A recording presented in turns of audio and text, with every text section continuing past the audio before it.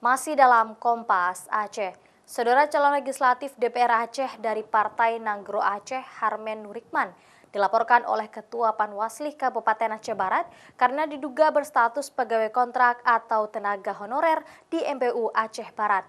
Keduanya mengikuti sidang pelanggaran administrasi yang digelar oleh Panwasli Aceh di Aula Sidang Selasa siang.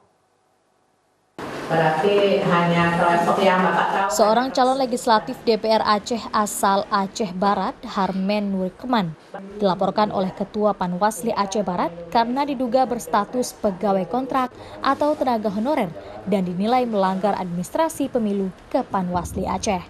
Sebelumnya Harmen memang tercatat sebagai pegawai kontrak atau tenaga honorer di kantor MPU Kabupaten Aceh Barat.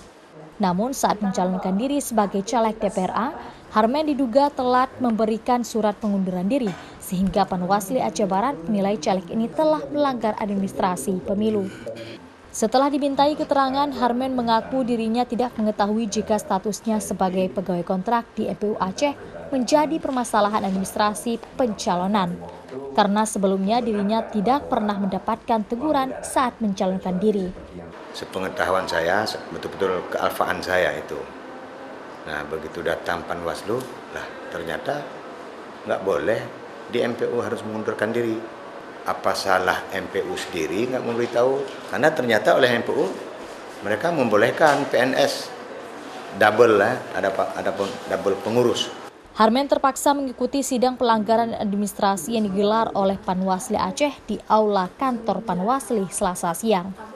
Dalam sidang ini dibahas tentang bukti-bukti yang dihadirkan oleh kedua belah pihak.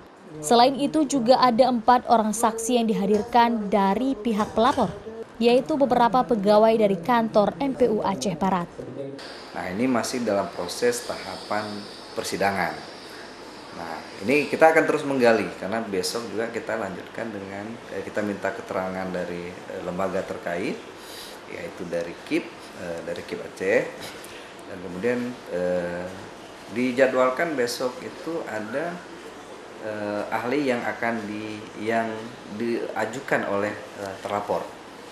Sidang ini dijadwalkan akan berlanjut besok untuk menghadirkan beberapa lembaga terkait seperti KIP Aceh dan tim ahli yang dihadirkan oleh pihak terlapor.